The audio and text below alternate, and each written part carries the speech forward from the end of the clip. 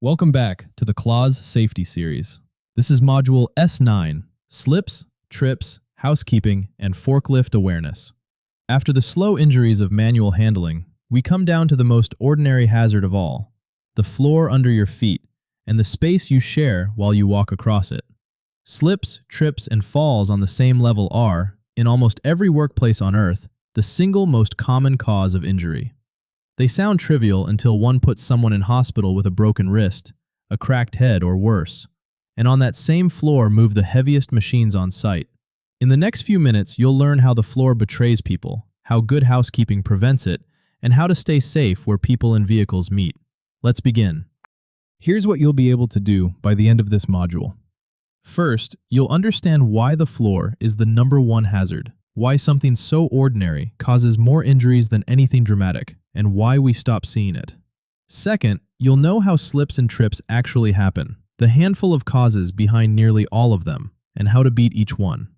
Third, you'll understand housekeeping not as tidying up, but as the master safety control on any site. A clear floor is a safety device. And fourth, you'll know the rules for sharing space with forklifts and other vehicles, the ones that keep flesh and steel apart. Let's get into it. Let's start with why this ordinary-sounding topic gets its own module. It's because familiarity makes us blind. You walk the same floor 1,000 times, and you stop seeing it.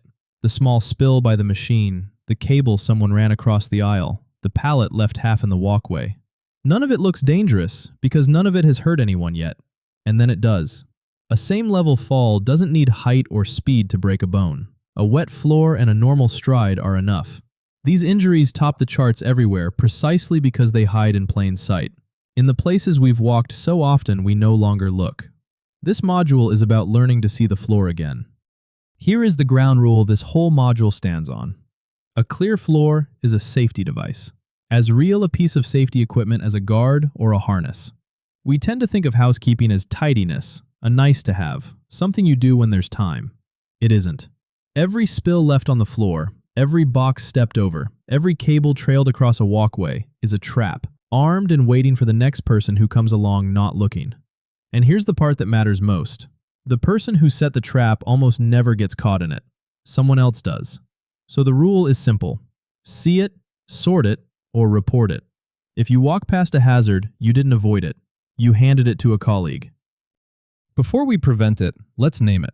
Because slips, trips, and falls get said so fast it turns into one blur. Break it into what actually happens. You slip. Your foot loses grip on the surface. Wet, oily, dusty, polished, and shoots out from under you. You trip. Your foot catches on something it didn't expect. A lip in the floor, a trailing lead, an object left out, and you pitch forward. You fall on the level. You go down right where you were standing, no height involved. And the floor does the damage. Then there's what causes so much of it, something left in the way, where people walk, and the heaviest version of all, where a person and a moving vehicle try to occupy the same space. 5 things. Everyone preventable. So what actually goes wrong? Nearly every slip or trip traces back to one of 4 things. The wet or dirty floor. A spill, a leak, oil, dust, or water walked in from outside. Anything that comes between your sole and the ground. The thing left out, a box, a pallet, a tool, a cable, a length of hose, sitting where a foot expects clear floor. The change underfoot you didn't see, a step, a ramp, a raised threshold, a torn mat, a patch of shadow. The ground doing something your eyes didn't register. And the rush and the full hands, moving too fast, arms loaded so you can't see your feet, eyes on a phone instead of the path. 4 causes, and not one of them is fate. Each is something we design out or clean up. Now the idea that ties this whole module together, housekeeping, and why it's the single most powerful control you have. Think of it in 3 moves, just like the hierarchies you've already learned. Move 1, design it out. Give everything a place, keep walkways permanently clear, store materials off the floor, route cables overhead or in covers so the hazard never appears. Move 2, keep it clear. The discipline of tidy as you go. You don't wait for a cleanup shift, you keep the floor clear all shift long. And move 3, clean it now. The moment a spill happens, it gets marked and cleaned. Not later, not by someone else. Now. A place for everything, everything in its place. That one old habit prevents more injuries than any sign ever will. Let's take the enemies one at a time. First, the slip. 5 habits beat almost all of them. Clean spills the moment they happen. A wet floor is only dangerous while it's wet, so the fastest mop is the best safety control there is. Mark the wet floor. If it can't be cleaned instantly, cone it, sign it, or guard it, so nobody meets it by surprise. Right footwear for the surface. The sole that grips a dry warehouse may skate on a wet or oily one. Match the shoe to the floor. Fix the source, not just the puddle. A leak mopped 10 times a day is a leak that needs repairing, so report it. And walk, don't rush. Most slips happen to someone moving too fast to react. Slow feet stay under you. Now the trip. And this one is almost pure housekeeping. Keep walkways clear, always. The marked path is for walking and nothing else. Not a temporary shelf, not a parking spot for a pallet, just for a minute. Manage cables and hoses. Route them overhead or through proper floor covers, never snaked loose across a path where a foot will find them. Mind the change in level. Steps, ramps, thresholds, and worn mats catch people who didn't see them. Keep them visible, marked, and in good repair. Light the path. A trip hazard in shadow is a trip hazard you can't avoid, so report failed lighting. And tidy as you go. The offcut, the strap, the empty box put away now is the trip that never happens. Clear floor, clear path, clear of injury. Let's pause on what good really looks like, because you know it when you see it.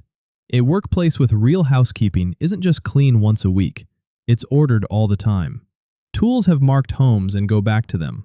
Floor markings tell you what's a walkway, what's a work zone, what's a vehicle lane, and everyone respects them. Materials are stored off the floor and out of the aisles. Waste goes straight to the bin, not the corner. And the crucial thing to understand is this: that order isn't cosmetic. A tidy floor isn't the reward you get after doing the job safely. The tidy floor is part of doing the job safely. Housekeeping and safety aren't two tasks, they're the same task. Here's the habit that turns everything in this module from a poster into a practice. See it, sort it. When you spot a hazard on the floor, a spill's source, a box in the aisle, a cable underfoot, a burned out light, you have exactly 3 honest options. If you can fix it safely right now, fix it. Pick it up, mop it, move it, put it away. If you can't fix it yourself, mark it so nobody's caught out and report it so it gets sorted properly.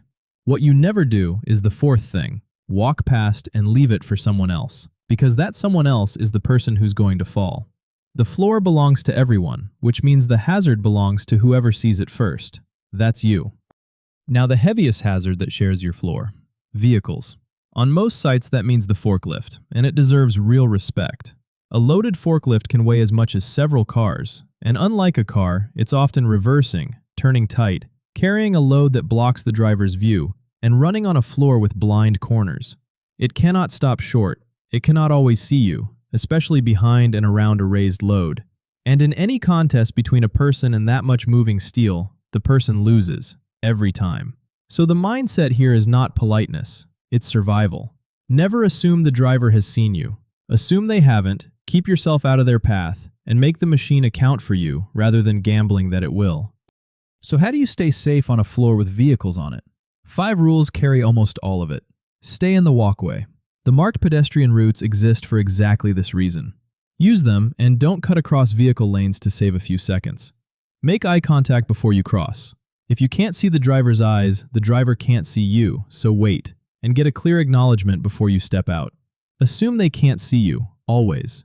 Behind a load, reversing, turning, the driver's view is worse than you think. Keep clear of the load and the tail swing. A forklift's back end swings wide when it turns, into space you'd think was safe. And never ride on a truck not built for it, and never walk under a raised load. Apart in space or apart in time. That's the whole game. One honest note about the law. As always in this series, every region regulates the floor and the traffic on it in its own words.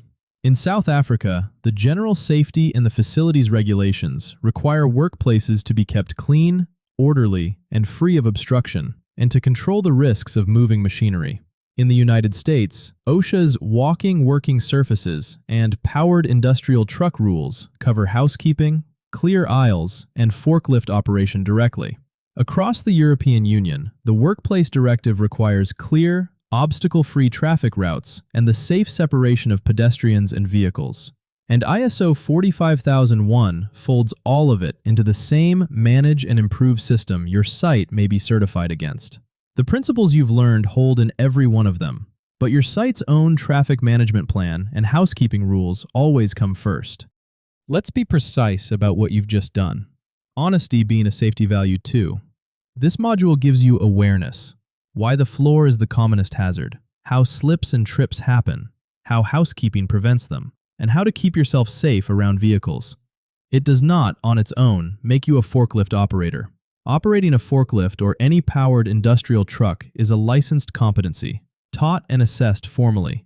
Watching this comes nowhere near it, nor does it replace your site's traffic management plan, its marked pedestrian routes, the specific spill response procedure for any hazardous substance you handle, or training on powered cleaning equipment. Those need qualified people and your site's own rules. Awareness is where floor safety starts. It isn't where it ends. 5 things worth keeping from this module. 1. The floor is the #1 hazard. The ordinary same-level fall injures more people than anything dramatic, so start seeing the floor again. 2. A clear floor is a safety device. Housekeeping isn't tidiness, it's the master control that prevents the fall before it's set. 3. Beat the slip and the trip.